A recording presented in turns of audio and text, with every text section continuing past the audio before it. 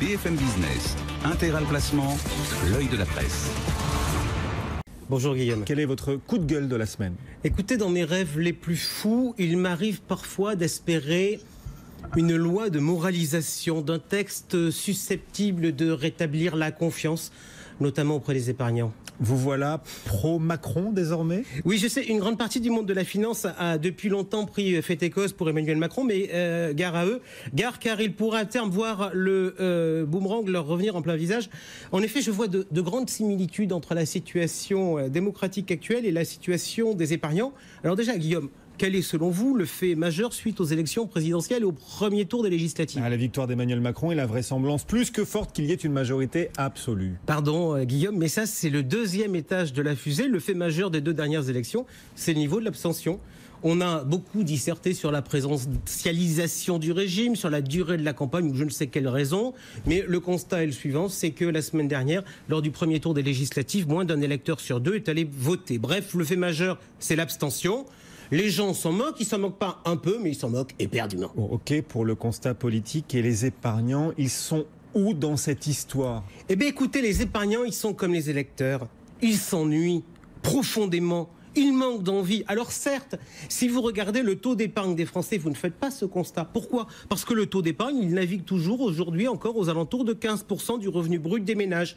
Mais voyez-vous, moi, Guillaume, j'aime bien regarder ce qui se cache derrière les chiffres. Alors, peu ou prou, le taux d'épargne, il se calcule en faisant la différence entre ce que vous gagnez et ce que vous consommez. D'où d'ailleurs le débat politique, souvent entendu, sur l'impact négatif de l'épargne sur la consommation, parce qu'on se dit, si ça c'est pas d'un côté, c'est pas de l'autre. Donc oui, sur cette base-là, les Français épargnent autant qu'avant, mais on peut dire aussi autrement qu'en fait, ils consomment pas plus qu'hier par rapport à leurs revenus. Vous n'êtes pas en train de nous affirmer que le taux d'épargne est pipoté? Non, mais je vous dis que l'équilibre officiel entre la consommation et l'épargne n'a pas follement évolué. Mais mettons-nous dans la vraie vie pratique pour comprendre. On gagne de l'argent. Alors, une partie de l'argent qu'on gagne, on va le consommer. Et le reste, Guillaume, on en fait quoi? C'est tout simple, on l'épargne. Certes, mais épargner, pardon, mais si on est dans la vraie vie pratique, ça veut rien dire. En pratique, on le place sur des livrets, on achète des actions, on souscrit des assurances vie, ou on ne fait rien. On laisse roupiller son fric. Et là, je ne vous parle pas de l'argent qui dort et qui rapporte, comme dans les années 80, que vous n'avez pas connu parce que vous êtes trop jeune. Je vous parle de l'argent qui dort vraiment, qui fait rien, qui rapporte rien, que nenni, que dalle, que tchic, nada, pour bien me faire comprendre. Eh bien, les épargnants, aujourd'hui, ils ont beau épargner comme avant, ils ne font rien de leur fric. En 2015, les dépôts à vue non rémunérés ont collecté plus que l'assurance vie. Ah oui. En 2016, c'était pareil. Depuis le début de l'année, ça continue. Bref, si je file la métaphore politique, majoritairement aujourd'hui, les épargnants s'abstiennent.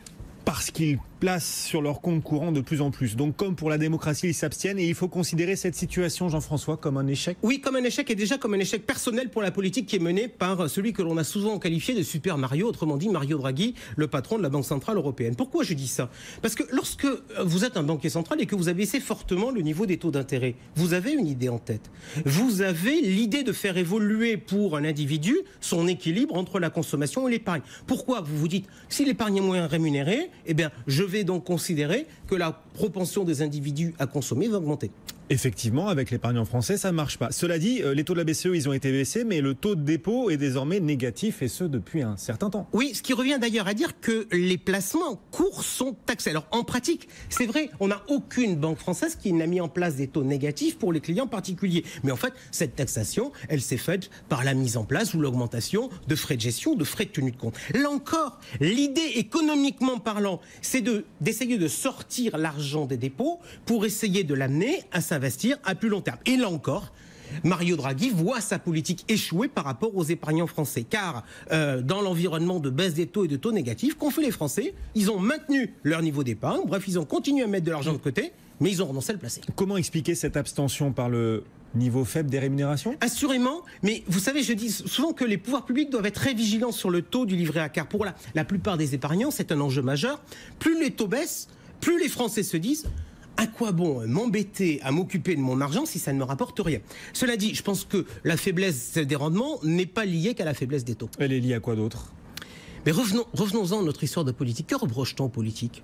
souvent de s'en mettre plein les poches, à coup d'emplois fictifs, à coup d'embauche de proches ou d'innombrables autres recettes.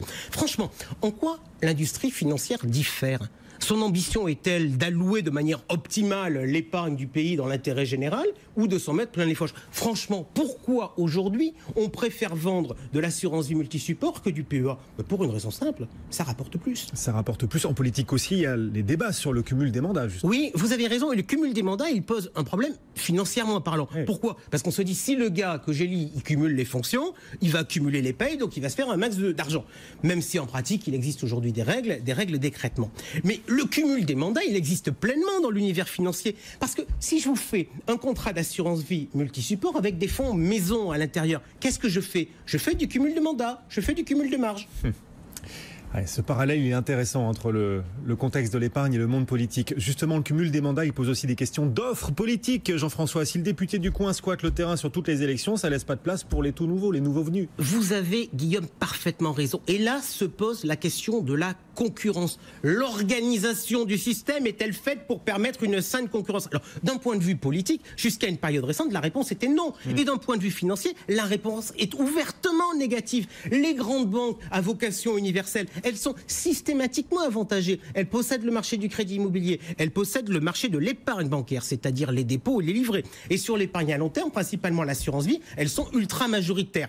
Et on le voit bien, avec le lobbying qu'elles font, elles n'envisagent pas du tout d'abandonner leur position. Mais d'un point de vue politique, les choses changent quand même. On le voit bien avec la composition probable de la prochaine Assemblée. Beaucoup de nouveaux, ça devrait être marqué, oui, par l'arrivée de nouveaux visages. Oui, mais est-ce qu'il faut croire au changement spontané ? Franchement, non. Vous savez que dans le monde de l'épargne, les conseillers en gestion de patrimoine tentent depuis des années d'augmenter leur part de marché. Et ça bouge, certes, mais au compte-gouttes. Alors vous me direz, les fintechs vont arriver et vont tout révolutionner. Faites-moi rire. Regardez aujourd'hui leurs encours et vous verrez que ce n'est pas un tsunami. Ce n'est même pas une belle vague à surfer. Ce n'est même pas une vague. Ce n'est même pas une vaguelette. Et puis, ne nous trompons pas sur ce qui est en train de se passer d'un point de vue politique. Qu'est-ce que vous voulez dire ?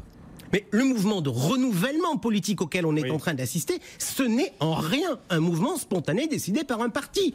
Non, c'est avant tout la conséquence d'une loi, une loi de 2014, qui a fait le choix de dire non au cumul des mandats, par exemple entre maires et députés. La loi a donné un coup de balai. Il faut donc pour vous une loi de moralisation économique pour l'épargne pour faire bouger enfin les choses. Et bien là où effectivement je ne vais pas être d'accord avec ce qu'a dit tout à l'heure Nicolas sur l'épargne salariale et sur la salaire de patron, la loi a très clairement un sens. Je pense qu'on y arrivera. Je doute cependant que les défenseurs financiers de Macron soient très favorables à ce principe. Voyez-vous, en politique, l'évolution elle s'est faite sur 3 éléments. Elle s'est faite sur le thème de la transparence, elle s'est faite sur le thème de l'incitation soft à faire évoluer les choses. Et pour terminer, ça a été mis en place par des interdictions. Eh bien, en finance, on a bien vu qu'il y a eu des choses qui ont été faites sur la transparence. Au début, les professionnels ont râlé. Il y a aussi des incitations soft à faire bouger les choses. On l'a vu, par exemple, avec la loi Macron sur la mobilité bancaire. Au passage, d'ailleurs, on notera que l'assurance vie n'est toujours pas transférable dans ce pays. Eh oui. Bref, il faut poursuivre le travail pour redonner de la confiance et de la rentabilité aux épargnants. Message aux banquiers, aux assureurs et aux conseillers. Allez, les gars, en marche. Parallèle passionnant entre l'état de l'épargne aujourd'hui en France, certains monopoles et la politique. Voilà. La loi, comment peut-elle jouer sur tout cela ? Jean-François Filiat, vous revenez tout à l'heure pour répondre aux questions de nos auditeurs ? Allez, et peut-être aux réactions s'il y en a sur la chronique. Ouais, rendez-vous à 11h30.